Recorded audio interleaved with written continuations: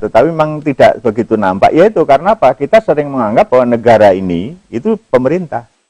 Padahal negara ini bukan hanya pemerintah, bukan hanya eksekutif gitu. Berarti fungsi penganggaran ini bagi Dewan itu bukan sekedar menyetujui atau tidak menyetujui usulan dari pemerintah. Dia pun bisa menyusun, dia pun membuat anggaran. Ikut membuat anggaran, Pak, ya? Membuat anggaran untuk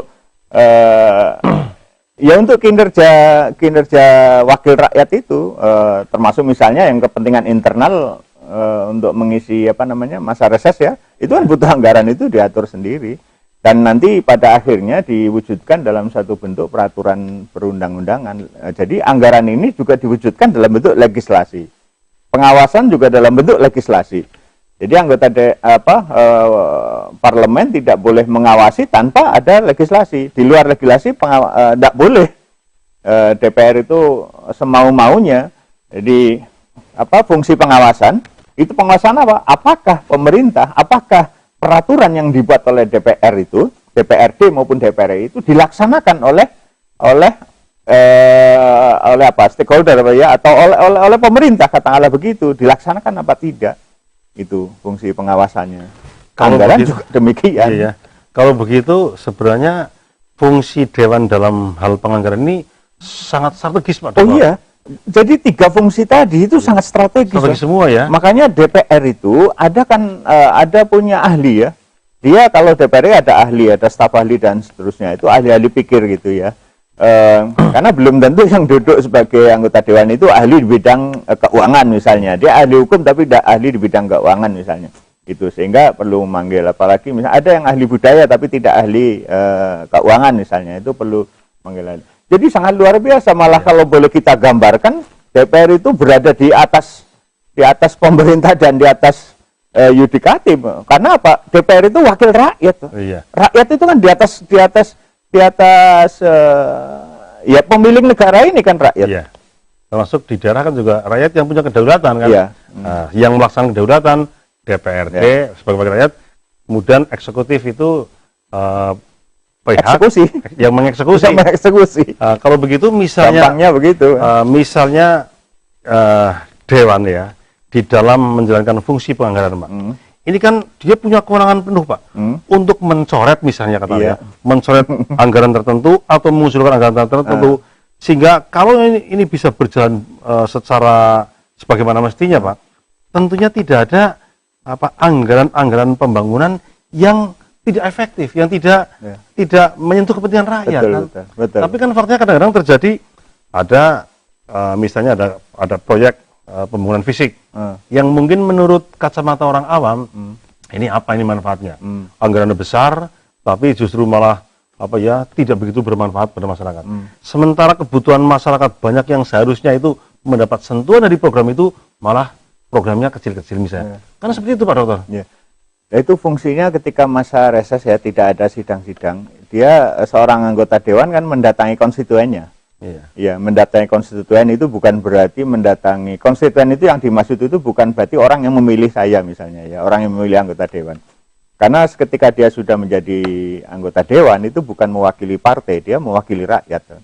Ya, misalnya kalau di Kota Kebumen misalnya ya, dia di Kota Kebumen dia duduk, maka dia mewakili warga Kota Kebumen walaupun waktu itu mungkin tidak milih dia. Itu. Karena Kota Kebumen ini diwakili oleh berapa orang, misalnya 5 orang misalnya. Nah 5 orang itulah yang mewakili Kota Kebumen, walaupun termasuk mewakili yang tidak memilih dia. Bukan hanya tidak memilih dia, termasuk orang yang golput itu harus diwakili. Semuanya di wilayah itu. Karena wilayah itu diwakili oleh sekian orang. Maka sekian orang itulah yang mewakili wilayah itu, siapapun itu. Siapapun. Suka atau tidak suka, semua orang yang ada di wilayah itu harus diwakili aspirasinya, Pak ya. Nah, ketika masa reses datanglah ke kota itu, ke Kota Kebumen misalnya ya, kemudian ketemu dengan orang-orang yang tidak harus dengan orang yang separtai dia. Dia datang kepada rakyat, bukan datang kepada pemilihnya gitu. Ada kebutuhan apa, ada persoalan apa, ada masukan apa. Nah, dari situ dibawa. Kalau begitu ya bagus. Berarti masa reses juga kesempatan wakil rakyat untuk persoalan apa yang sedang dihadapi oleh rakyat yang memberikan mandat kepada mereka. kemudian nanti akan disalurkan pada proses pengambilan kebijakan kan begitu. Iya. Dan bagus lagi kalau mungkin membuat rumah apa namanya ya? Rumah rakyat ya. Ya, rumah rakyat, bukan rumah singgah ya. Rumah rakyat sehingga setiap saat bisa ketemu rumah dengan aspirasi, rumah aspirasi ya, rumah aspirasi. Nah, itu bagus sekali kalau membuka itu ya. Dan saya melihat sekarang udah mulai banyak anggota dewan secara orang per orang itu yang cara berpikirnya begitu. Jadi kalau menurut saya yang namanya anggota dewan ketika dia mencalonkan diri dia mewakili partai, tetapi ketika sudah duduk menjadi anggota dewan itu dia mewakili rakyat.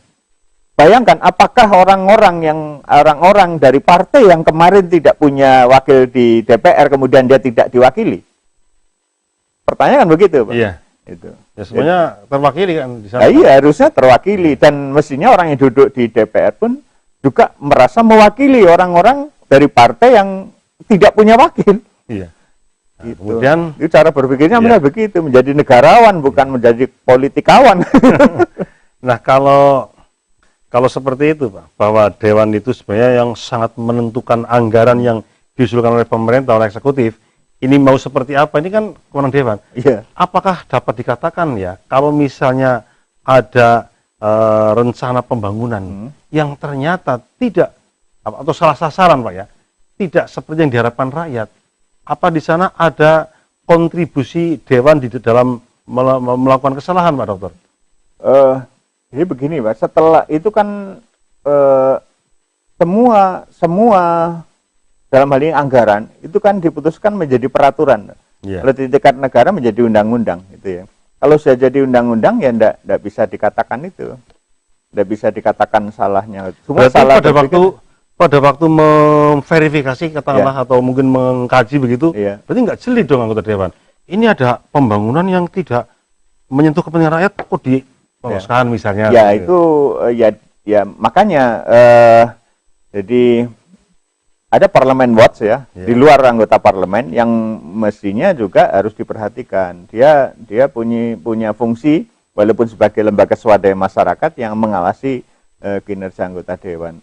Memang sebenarnya kalau mau jujur dari awal itu ya untuk memilih seseorang yang mencalonkan diri sebagai anggota legislatif ya kita pilih orang-orang yang betul-betul merakyat, karena dia akan mewakili rakyat. Iya. Bukan mewakili pejabat, mewakili rakyat. Kalau sudah tidak mewakili rakyat, tidak mewakili kepentingan rakyat, ya pada akhirnya itu yang terjadi, Pak. Gitu. Ya, kalau memang ada mekanisme judicial review ya, gitu. Tapi kalau sudah anggaran, kita jarang sekali mendengar judicial review soal anggaran kan. Itu jarang sekali mendengar. Tapi kalau sudah menjadi regulasi, sudah sah, ya seperti itulah anggaran untuk pembangunan di Kabupaten Buin misalnya. Nah, kalau misalnya ternyata kok wah ini ada pembangunan misalnya pembangunan fisik, wah ini menurut Mas ini menghabiskan uang banyak tapi nggak ada manfaatnya. Apakah pada waktu itu anggota dewan tidak berpikir bahwa program ini sebenarnya tidak banyak memberikan manfaat masyarakat? Kok bisa lolos bisa kayak gitu, Pak? Ya itu bisa terjadi, ya. Bisa terjadi kemungkinannya mungkin masyarakat beda pandang dengan itu. Jadi menurut masyarakat tidak perlu, menurut masyarakat yang penting bukan infrastruktur ya, tetapi mungkin bantuan pertanian misalnya. Nah, pandangan wakil rakyat itu berbeda, bisa terjadi itu, Bang. Atau memang benar-benar program itu, anggaran itu dibuat memang ada apa namanya ya, ada hal-hal yang kan bisa juga dipengaruhi oleh pihak lain, pengguna anggaran untuk membuat anggaran itu bisa jadi. Nah itu yang akhirnya terjadi tindak pidana korupsi kan di situ, Pak. Seperti yang kasus pernah terjadi kan itu, Pak. Jadi waktu itu bantuan buku kalau tidak keliru ya ternyata di beberapa daerah pada waktu itu masalah buku menjadi persoalan, Pak. Orang tidak butuh buku, itu buku sudah banyak, atau mungkin apa namanya ternyata bahwa mengapa harus mengadakan buku ini karena ada hubungan tertentu dengan pihak ketiga. Dengan pihak ketiga. Itu bisa jadi kalau sudah begitu kan ada rakyat yang memandang ini tidak perlu, ada rakyat yang memandang ini perlu kan. Ya, tetapi bagi pembuat anggaran ini menjadi sangat perlu kan gitu. Kalau tidak ada ini, maka tidak ada pihak ketiga. Dengan tidak ada pihak ketiga, maka tidak ada keuntungan pribadi. Itu juga sangat memungkinkan yang demikian. Dan itu terbukti dengan banyak sekali tindak pidana korupsi yang terbukti di pengadilan ya, kan. Baik Pak Dokter, nanti kita akan lakukan elaborasi lebih dalam lagi terkait dengan berbagai kasus yang menimpa anggota dewan, dan termasuk juga sejauh mana kita menangkap ada peluang terjadinya kong kali kong di kalangan dewan pada saat mereka melakukan proses penganggaran di dewan. Kita harus jeda dulu, jangan kemana-mana pemirsa, karena kita akan kembali lagi setelah pariwara berikut. Tetaplah di Pro Justisia.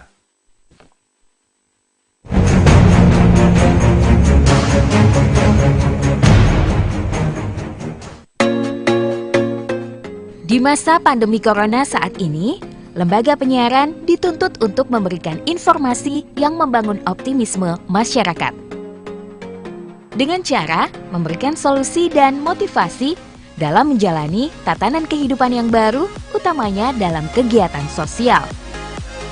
Pemanfaatan teknologi informasi menjadi satu pilihan yang tepat untuk berkomunikasi dan bersosialisasi.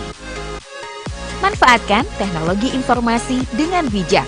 Jangan sampai termakan hoax. Konfirmasi isi sebelum berbagi.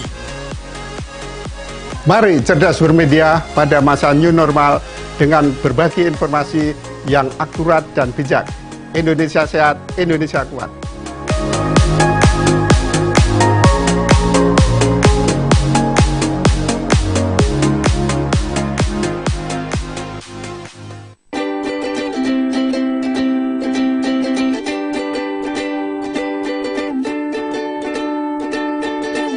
Ikan adalah salah satu sumber protein penting bagi manusia, dan ikan tergolong sumber daya yang dapat diperbaharui karena dapat berkembang biak di alam. Namun, perkembangbiakan ikan dan kelestariannya di alam kian terancam dengan metode dan alat tangkap ikan yang berbahaya dan tidak ramah lingkungan. Seperti menggunakan alat setrum ikan dan racun ikan. Selain berbahaya dan tidak ramah lingkungan, penggunaan alat dan metode tersebut juga melanggar undang-undang. Selain itu, hasil tangkapnya menjadi tidak sehat untuk dikonsumsi. Ayo, kita gunakan alat tangkap ramah lingkungan agar hasil tangkapan ikan segar dan sehat. Serta ikan akan terus ada untuk kita serta anak cucu kita.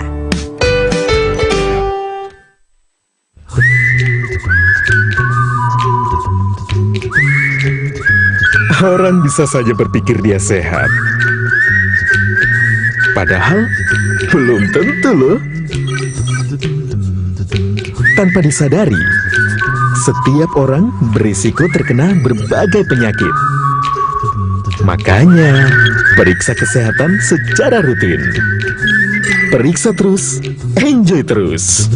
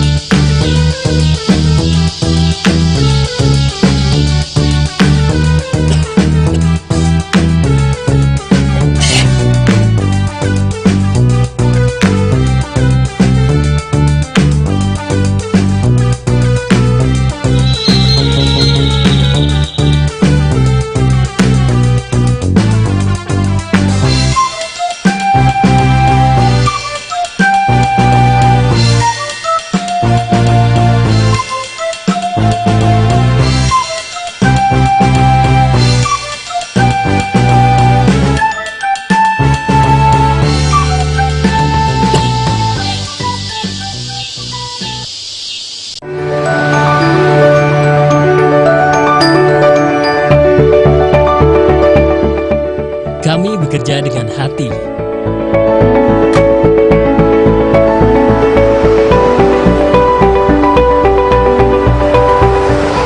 Menyajikan informasi, hiburan, dan edukasi.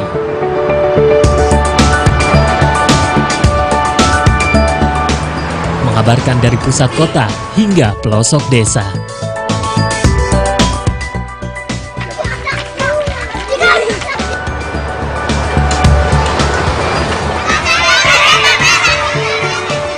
Lebih mendekat dengan masyarakat, menyampaikan berita dengan akurat.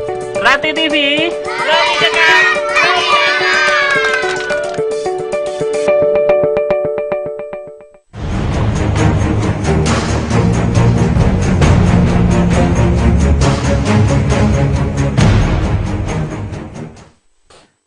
Kembali bersama kami di acara Pro Justisia, pahami hukum, taati hukum agar tidak terjerat hukum. Kita akan lanjutkan perbincangan kita mengenai tema yang sebenarnya sangat menarik ya, walaupun dirasa kurang marem ya karena narasumbernya tidak lengkap. Fungsi penganggaran DPRD atau DPR sama saja. Dan masih bersama Pak Dr. Hambali. Bagi yang ingin bergabung, silakan kirim SMS atau WA 0821 333 55547.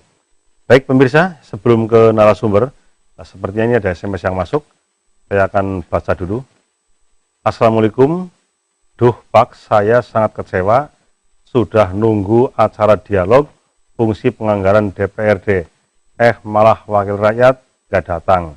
Kami sudah milih wakil rakyat, malah saya sebagai warga sangat kecewa. Dari 0857 4392 sekian.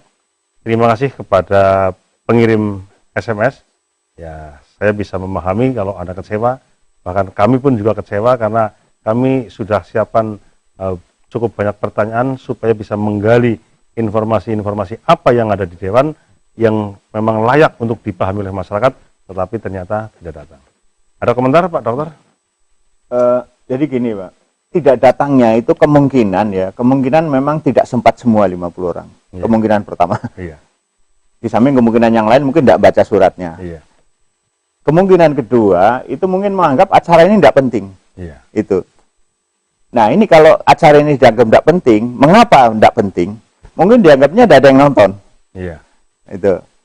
Ini sangat disayangkan kalau itu terjadi. Karena apa? Acara ini milik rakyat Kebumen. Jadi jangan dikira keliru kalau menganggap acara ini tidak penting gitu. Karena apa? Kalau memang tidak penting, kenapa diselenggarakan kan? Gitu. Nah ini kalau sudah berpikir itu ya sangat disayangkan, Pak. Well, seharusnya ya. Atau mungkin juga dipikir bahwa acara ini tidak diketahui agendanya apa. Jadi temanya apa gitu. Itu keliru kalau berpikir itu. Karena apa? Acara kita itu kita publikasi kan. Bahkan bukan hanya Kebumen, bukan hanya Jawa Tengah, juga luar negeri pun juga ada juga yang nonton gitu. Nah, mengapa dia tidak masuk? Ya di sana mungkin waktunya yang berbeda bisa jadi. Di sisi lain acara ini direkam, direkam artinya tidak nonton sekarang, besok masih bisa. Besok tak nonton, tahun depan masih bisa nonton gitu loh. Jadi ini tidak boleh acara yang diselenggarakan oleh Ratih TV itu disepelekan oleh penyelenggara negara Kabupaten Kebumen. Tidak boleh disepelekan, loh. Itu. Kalau disepelekan ya buat apa ada Ratih TV didirikan kan? Gitu. Yang dulu pada waktu itu Bupati Rustre Ningsih setiap jam 6 pagi luar biasa, Pak. Setiap jam 6 pagi dia mengisi acara itu. Itu dia sangat apresiasi terhadap milik aset Kabupaten Kebumen yang berupa media televisi yang disebut dengan Ratih kan, merah putih atau darah putih atau apa gitu. Darah putih. Iya itu. Jadi sangat disayangkan. Jadi kecewa saya itu bukan kecewa secara pribadi tidak hadir ya. Kalau tidak hadir ya dulu kita awalnya juga berdua tok ya. Iya. Tetapi jangan sampai karena dianggap bahwa Ratih TV itu jangan sampai Ratih TV dianggap tidak penting, ya. Celakanya dianggap tidak bermutu gitu kan. Ini sangat disayangkan. Kalau kita sudah minder, kita tidak bangga dengan milik kita sendiri, siapa yang akan bangga? Itu. Dan ini beruntunglah awal dari live streaming itu acara ini, Pak. Iya. Iya, ingat enggak? Acara awal live streaming itu dari acara Pro Justisia. Pada waktu itu, saya masih ingat pakai modem saya kan, itu saya beli pulsa sendirian dan ternyata murah, gitu. Nah, dengan adanya live streaming itu, direkod oleh YouTube, berkali-kali kena pelanggaran copyright karena mutar lagu yang melanggar hak cipta, gitu ya, berkali-kali itu. Nah, kemudian sekarang bisa ditonton. Kita bisa nonton acara Prof. Justisia 2 tahun yang lalu, betul, masih ya. bisa gitu ya. Ya. Jadi kecewaan itu kita patut pahami. Pengirim SMS atau WA ini rakyat, wakil rakyat ditunggu-tunggu, acaranya dia mungkin sangat tertarik dengan penganggaran ya. Kalau saya pribadi sebagai kebumen ya, jujur mudah-mudahan bukan karena menganggap remeh acara ini, Pak. Karena sibuk ya. Iya, karena sibuk. Iya, Iya. baik. Demikian ya ke pengirim SMS ya, kita bisa sama berkomentar. Dan ini ada SMS lagi. Undangan tidak dihadiri, maaf, kira-kira undangan tersebut dianggap kurang penting. Tidak hanya Anda berdua merasa kecewa, tapi kami penonton juga kecewa berat. Dari Pak Trisno Kewarasan ya. Pak Trisno, terima kasih Anda sudah aktif kembali. Ya, itu hak rakyat lah untuk mengungkapkan kekecewaan ya. Saya kira sama dengan sama dengan beberapa teman yang lain, Pak Trisno, termasuk jadi, SMS yang pertama. Jadi kekecewaan itu kan bukan itu. Saya terus terang ya, ini mudah-mudahan nanti bisa dipotong lah kalimat ini ya, karena ini didengar oleh banyak orang, direkam di YouTube ya. Jangan sampai warga Kebumen sendiri, apalagi pejabat Kebumen itu merasa Ratih TV ini tidak penting. Iya. Jangan sampai itu. Kalau sampai itu, nah itu kecewa yang paling kecewa Iya. saya itu. Kalau tidak hadir, biasalah kita ya. Ada udur lah ya. Iya, kita juga memaklumi dan kita juga seringkali membayangkan kemungkinan tidak hadir kan Iya. gitu ya. Jadi kecewaan itu kita sudah reserve. Cuma kalau sampai beranggapan ya. Sebabnya itu karena saya melihat memang masih kurang apresiasi juga terhadap media ini. Iya. Ya. Baik, demikian Pak Trisno Warasan. Saya akan bacakan lagi SMS yang lain. Assalamualaikum warahmatullahi wabarakatuh. Lembaga apa yang bisa mengawasi anggota dewan? Apakah secara hukum memang ada aturannya? Dari Yudo, ya, entah Yudo mana nih ya. Terima kasih Mas Yudo. Pertanyaan Anda bagus sekali. Wakil rakyat itu tugasnya mengawasi eksekutif. Kemudian kalau anggota dewan sendiri misalnya melakukan tindakan yang tidak sebagaimana mestinya, siapa yang mengawasi ini? Apakah ada yang bisa mengawasi anggota dewan, dan dasar aturannya itu seperti apa? Pak Dokter, monggo ditanggapi. Iya, yang mengawasi anggota dewan ya rakyat, Pak. Itu Rakyat, pengawasan material ya, Iya. bukan pengawasan formil. Kalau pengawasan formil dia dikirim oleh partai. Dia bisa mencalonkan diri menjadi anggota dewan, mewakili partai, setelah duduk dia menjadi negarawan ya, mewakili rakyat, tetapi ketika dia mencalonkan partai, maka partai yang bisa merekol, bisa mem-PAW, mengganti itu pengawasan forum. Pengawasan material siapa saja boleh, dan Pak Yudo bisa membuat lembaga swadaya masyarakat, parlemen board atau pengawas anggota dewan boleh. Nah, Dan itu keterbukaan akses untuk memperoleh informasi publik itu sudah dilindungi undang-undang, Pak. Iya, kalau memang ada informasi publik atau informasi dokumentasi yang tidak bisa dibuka, itu bisa dibawa ke peradilan, ke pengadilan tata usaha negara agar diperintahkan untuk dibuka. Iya. Jadi tidak usah khawatir. Saya kira ini satu pertanyaan bagus, Pak. Dan mudah-mudahan Pak Yudo bisa segera saja bikin lembaga swadaya masyarakat ya. Hanya saja memang harus hati-hati. Karena apa, yang namanya pengawas atau LSM itu godaannya besar. Iya. Sehingga sering kita bicarakan kan, Iya. LSM itu terbagi menjadi 3 ya. Menjadi 3 itu bukan niat tapi godaan. Akibat dari godaan maka muncullah LSM 3. Satu LSM kuda, Pak. Itu LSM kuda itu namanya kuda itu kalau ditunggangi, kalau dikasih makan dia mau ditunggangi. Lah ini kan akibat sebenarnya. Aslinya ya idealitas yang membentuk LSM. Kemudian yang kedua merpati, Pak. Namanya merpati, kalau ada makanan datang gitu. Kalau udah ada makanan bubar sepi. Nah, yang ketiga ini yang LSM sungguhan. Jadi idealitas atau gagasan bagus mendirikan LSM sepanjang itu dipertahankan dengan baik, idealismenya saya kira baik. sangat membantu, Pak. Demikian Mas Yudo dan juga pemirsa. Jadi sebenarnya yang bisa mengawasi anggota dewan itu siapa? Rakyat. Kita semua bisa mengawasi dimanapun dan kapanpun. Tapi akan lebih efektif mungkin kalau ada lembaga swadaya masyarakat yang memang secara khusus mengawasi kinerja Dewan, kan seperti itu. Baik, ini ada SMS lagi, kan saya baca. Selamat malam, mau tanya nih Pak, adakah anggaran COVID-19 di Kebumen, berapa besarnya, sudah dipakai untuk apa saja ya?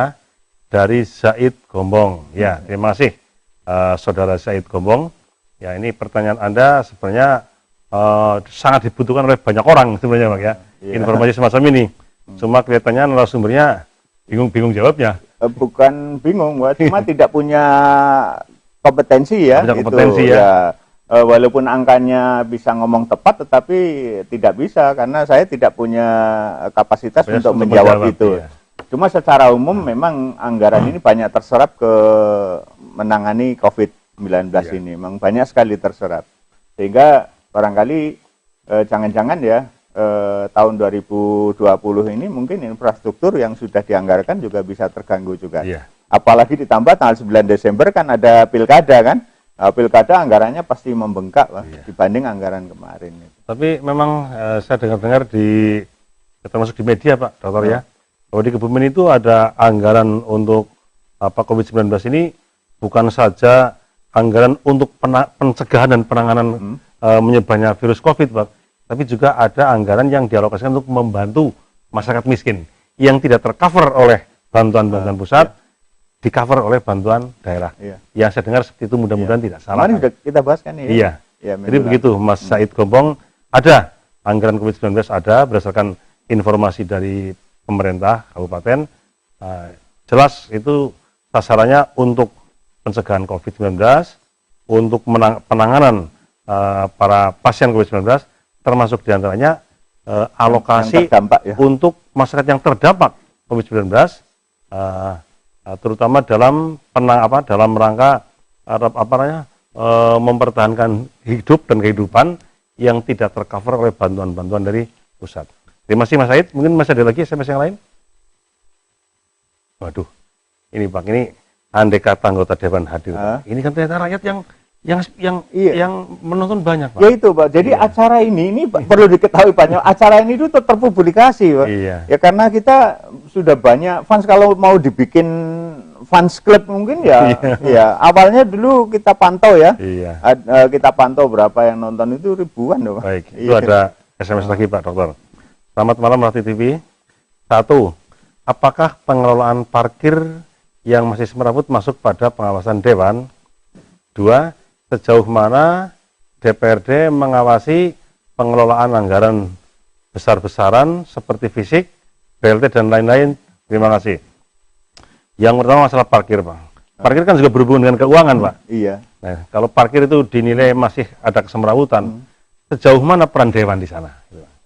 Yang pertama Dewan itu bisa bertanya, tapi tidak bisa menindak loh. Gitu ya? Iya itu. Karena parkir ini bukan urusan Dewan loh. Dewan itu tadi fungsi pengawasan tadi ya. Kemudian parkir ini urusan pemerintah ya. Berarti bisa mencari tahu ya Pak Dewan ya? Bisa mencari tahu. Semrawut? Yang mengelola siapa? Bagaimana kan gitu Pak? Itu kan Dewan kan rakyat loh. Jadi rakyat boleh tanya, cuma rakyat jangan tanya sendiri gitu loh. Dewan aja suruh tanya. Kemudian kalau terjadi mungkin penyimpangan, Dewan bisa memanggil, bisa memeriksa. Ya kalau sudah sampai level tinggi sampai diperiksa itu bisa diturunkan loh. Kepala daerah itu atau kepala negara aja bisa diturunkan kok. Ya Dewan kan itu. Termasuk Dewan bisa lapor ke aparat hukum nggak Pak? Aparat penegak hukum misalnya? Jadi secara pribadi bisa Pak, kalau ada temuan ya. Itu karena Dewan itu kan bukan, jadi memberi masukan boleh, memberi informasi boleh, tidak apa-apa. Yang kedua itu Pak, yang apa? Sejauh mana DPRD mengawasi pengelolaan anggaran besar-besaran seperti fisik, BLT dan lain. Artinya banyak anggaran pembangunan yang besar-besar Pak, seperti fisik ini kan banyak anggarannya Pak, membangun jalan, membangun jembatan itu kan anggarannya besar. Kemudian BLT juga besar anggarannya. Ini sejauh mana DPRD bisa mengawasi itu Pak? Ya pertama bisa menganggarkan ya. DPRD bisa menganggarkan. Atau mungkin pemerintah menganggarkan kan harus disetujui. Kemudian yang kedua diawasi pelaksanaannya itu. Jadi bukan hanya persoalan anggaran fisik BLT dan sebagainya, semua itu DPRD itu punya kewenangan untuk mengawasi. Nah sekarang mekanismenya, apakah DPRD bisa turun langsung? DPRD bisa menanyakan, ada atau tidak ada informasi, itu bisa menanyakan, klarifikasi. Itu atas nama rakyat bisa menanyakan. Kemudian apalagi kalau ada masukan. Kalau ada masukan, DPRD bisa memanggil untuk meminta penjelasan keterangan. Gitu. Jadi perannya sangat luar biasa. Makanya DPRD harus diduduki oleh orang-orang yang memang multi talenta dan orang-orang hebat gitu. Dan konotasinya orang yang duduk di parlemen itu ya orang-orang hebat itu. Berarti termasuk misalnya ada proyek pembangunan jalan, Pak. Apakah anggota dewan berhak juga atau berwenang untuk memeriksa ini jalan ini bagaimana itu bisa nggak? Jadi bukan mereka, tapi meminta keterangan, Pak. Kalau datang ke lokasi boleh? Oh boleh. Dia masuk kemana saja boleh, Pak. Iya. Jadi tidak boleh melakukan penindakan, tidak boleh gitu. Minta penjelasan boleh. Jadi jangan tidak kemudian datang ke proyek misalnya datang meriksa ya kalau atas nama dewan. Saya kira tidak apa-apa ya, tapi ini sangat berbahaya kalau nanti mungkin harus dibedakan antara dewan dengan person, ya, antara dewan dengan person. Ketua Dewan DPRD Kabupaten kan Pak siapa? Sarimun. Pak Sarimun ya itu. Kalau kita undang Pak Sarimun tidak bisa mewakilkan. Tapi karena yang diundang oleh Rati TV ini adalah Pak Ketua DPRD itu boleh mewakilkan. Nah, itu harus dibedakan. Kemudian ketika seseorang ya si A ya katakanlah Ahmad misalnya ya dia anggota DPRD datang sebagai Ahmad atau sebagai anggota dewan itu harus dibedakan. Kalau sebagai anggota dewan sangat luas kewenangannya, tetapi tidak boleh sewenang-wenang juga, tidak boleh melampaui wewenang, itu yang harus dicatat itu. Sangat lebih luas dibanding pemerintah, dibanding eksekutif itu. Nah kalau dewan punya fungsi kepengawasan semacam itu, berarti kan logikanya kan anggota dewan pun juga membutuhkan kapasitas yang memadai kan, Pak? Betul. Artinya ketika anggota dewan mau mengawasi pembangunan jalan, tapi anggota dewan sendiri nggak paham jalan kan repot, Pak? Sekarang gini, Pak. Seorang anggota dewan itu mewakili ya untuk duduk itu harus punya berapa ribu suara. Iya. Berarti kemampuan dia segitu itu harusnya, Pak. Ya kalau kemampuan dia hanya 1 orang, dia mau mewakili 1000 orang, mana mungkin? Makanya ya seharusnya sebelum mencalonkan diri, mawas diri gitu loh. Saya pantas tidak, saya mampu tidak, gitu. Oke lah, mungkin saya pantas tidak, itu itu persoalan etika ya. Tetapi saya mampu tidak, itu persoalan kapasitas. Harus mengukur diri sendiri, dan kalau ada orang yang tidak bisa mengukur diri sendiri, parpol yang mengukur gitu.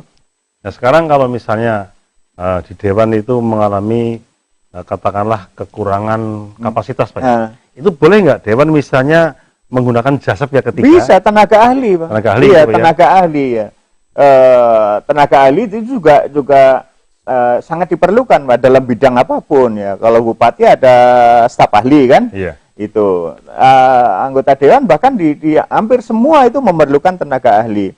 Bahkan di pengadilan pun dibutuhkan ahli ya, yang orang sering sebut saksi ahli itu. Ternyata di pengadilan pun juga diperlukan, apalagi di legislatif. Perlu ada ahli konstruksi, ada ahli hukum. Ahli hukum ya, ahli ekonomi, akuntansi, ahli politik itu juga, karena politik secara praktis itu bisa berbeda dengan politik secara teoritis. Jadi ahli-ahli itu akan jadi gini, seorang anggota dewan kalau dia punya banyak kepala, nah kepala itu ada di ahli-ahli itu.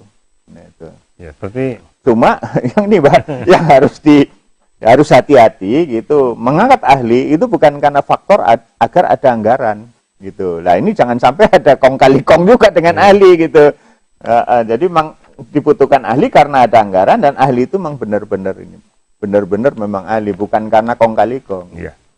Baik, kita untuk berikutnya nih Pak Dokter. Yang namanya anggaran, Pak. Anggaran itu kan sebuah isu yang sangat menarik semua orang Pak. Siapa sih yang nggak tertarik dengan uang kan Pak? Iya, vitamin D ya. Makanya sampai ada istilah mata duit ini kan karena memang semua orang memang tertarik dengan duit kan gitu. Nah ketika anggota dewan ini menjalankan fungsi penganggaran, di sana kan akan terjadi suatu proses ya, proses pelaksanaan fungsi anggota dewan yang nanti ujung-ujungnya adalah akan disetujui atau tidak. Ya. Nah, tentunya yang namanya anggaran kan banyak pihak yang punya kepentingan. Nah, supaya kepentingan mereka itu bisa terpenuhi, Pak, ada nggak peluang terjadinya kong kali kong di dalam proses penganggaran ini? Ada, titik. Ada ya. Itu. Nah, sekarang persoalannya, Pak, ada itu di mana mungkin pertanyaan berikutnya? Ya, yang namanya itu korupsi, Pak, tindak pidana korupsi. Korupsi itu dimulai dari hulu ke hilir, Pak. Itu bisa terjadi. Potensinya ada di sana. Kalau misalnya pertambangan dari izin sampai penambangan, itu bisa berpotensi untuk terjadinya tindak pidana korupsi. Dari izin saja sudah berpeluang ada berpotensi ada korupsi gitu. Nah, ini dalam hal anggaran, apalagi anggaran kan. Konotasi korupsi itu kan uang, Pak. Ini anggaran, konotasinya juga uang. Terus ya sangat dekat sekali. Sangat dekat sekali. Maka yang bisa bisa mengantisipasi atau menjadi seorang anggota, apalagi anggota Banggar ya, bagian badan anggaran itu ya mungkin kalau kita bicara moral, bicara akhlak itu dianggap klise ya, padahal memang itu pokoknya di situ moralitas. Kemudian yang kedua ya sebenarnya begini. Seseorang itu mestinya ketika dia mewakili 1.000 orang misalnya kayak tadi kita bicarakan, mewakili 1.000 orang, maka kemampuannya 1.000 orang. Kemampuan 1.000 orang itu bukan hanya kemampuan otaknya, tapi juga kemampuan finansialnya gitu. Maka seseorang yang sudah sudah cukup itu katakanlah sudah kaya lah ya, ketika menjadi pejabat dia tidak akan mencari kekayaan, jangan sampai dibalik. Gitu. Kalau pengen kaya jadi pejabat, misalnya jangan begitu kan. Kalau mau jadi pejabat kayalah gitu. Artinya kaya itu bukan berarti banyak uang, tetapi merasa cukup. Nah cukup itu bisa diukur ya dengan moralitas kan. Orang yang formalitas tinggi, saya kira uang sedikit pun juga akan cukup. Tapi moralitas yang rendah, uang banyak pun bisa tidak cukup ini.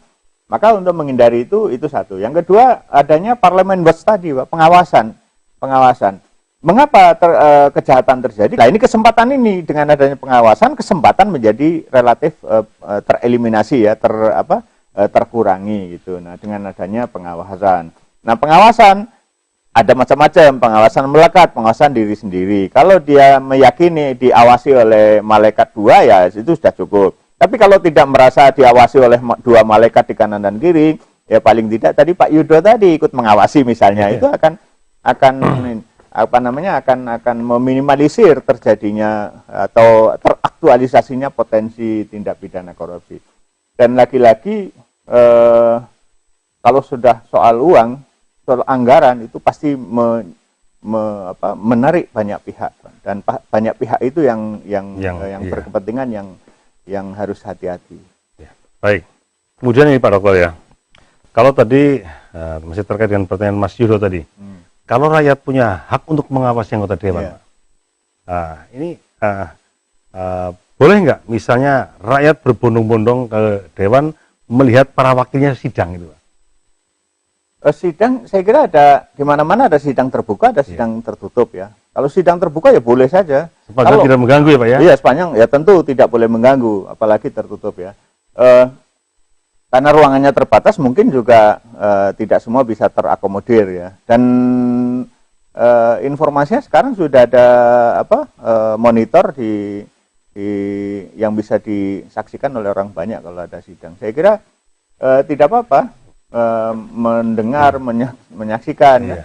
Tidak apa-apa. Artinya sesekali rakyat kan kepengin tahu kiprah wakil saya di sana seperti apa. Bagus itu. Saya kira bagus juga nih masyarakat yang memang punya kepedulian.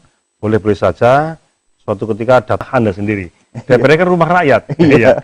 DPR itu kan rumah rakyat, sehingga Anda jangan menganggap gedung DPRD itu sebagai sesuatu yang menakutkan, sebagai sesuatu yang seperti momok. Justru ini rumah kita rakyat. Kalau rakyat ingin tahu seperti apa yang terjadi di ruang dewan, di gedung dewan, saya kira rakyat boleh-boleh saja sekali tempo datanglah ke gedung DPRD untuk melihat seperti apa sepak terjang dari para wakil kita yang ada di sana. Nah ini ngomong-ngomong waktu kita habis ini Pak Dokter, ya karena waktu kita habis, saya kira sekarang saatnya Pak Dokter menyampaikan closing statement, ya karena kita berdua kan mau tidak mau kan ngomongnya lebih banyak nih Pak, nanti menirin kan begitu. Jadi sekarang closing aja Pak Dokter, silakan untuk menyampaikan ada hal-hal penting apa yang sekiranya perlu diketahui oleh pemirsa, baik itu harapan, himbauan atau pesan-pesan yang berkaitan dengan keberadaan Dewan Perwakilan Rakyat atau wakil rakyat kita. Silakan Pak Dokter. Ya. Yang pertama mengenai Rati TV. Rati TV itu milik Kebumen, ya, dibangun, didirikan dengan upaya yang sangat luar biasa. Ini sebagusnya itu dimanfaatkan oleh pemerintah Kabupaten Kebumen atau pejabat Kabupaten Kebumen, ya baik eksekutif, legislatif, yudikatif, untuk sosialisasi, untuk pencerahan kepada rakyat itu. Jangan sampai justru sebaliknya malah menganggap tidak sedemikian penting, ya. Dan ini kita beruntung Rati TV sudah disaksikan oleh seluruh dunia, Pak. Ya, seluruh dunia menyaksikan pada saat yang sama walaupun dengan waktu yang berbeda-beda, ya. Sini WIB, WIT saja sudah larut malam. Kemudian yang kedua mengenai kita rakyat, bagi yang berkesempatan dan memiliki idealitas atau idealisme yang bagus juga untuk membuat lembaga swadaya masyarakat, Parlemen Watch. Hanya tadi yang ditanyakan oleh Pak Wardan, anggota dewan yang berpotensi untuk melakukan tindak pidana korupsi, tetapi LSM yang kalau tidak hati-hati itu juga akan terjerat tindak pidana korupsi. Maka ketika idealisme itu dipertahankan, saya yakin akan melaksanakan pengawasan atau watch itu dengan baik. Yang penting niat untuk membuat Parlemen Watch adalah untuk membantu kinerja wakil rakyat kita agar Kebumen khususnya ini menjadi daerah yang makmur, yang sejahtera bagi rakyatnya. Saya kira itu yang ingin kita pesankan. Terima kasih Pak Dokter. Ya, sama-sama Pak. Ya. Ya, pemirsa. Saya yang capek. Ya, demikian saya kira perbincangan kita malam ini cukup bagus ya untuk masyarakat, karena kita berbincang tentang wakil-wakil rakyat kita yang sedang menjalankan fungsi legislasi maupun penganggaran dan pengawasan. Dan kita berharap mudah-mudahan ke depan ya, para wakil rakyat kita itu akan semakin menyadari akan pentingnya tugas dan fungsi dewan bagi rakyat yang memberikan kepercayaan kepada mereka, sehingga di masa-masa mendatang akan terjadi peningkatan kinerja mereka yang pada ujungnya akan berdampak pada peningkatan taraf hidup dan kesejahteraan rakyat. Ya, saya harus undur diri. Terima kasih, kita ketemu lagi minggu depan. Wassalamualaikum warahmatullahi wabarakatuh.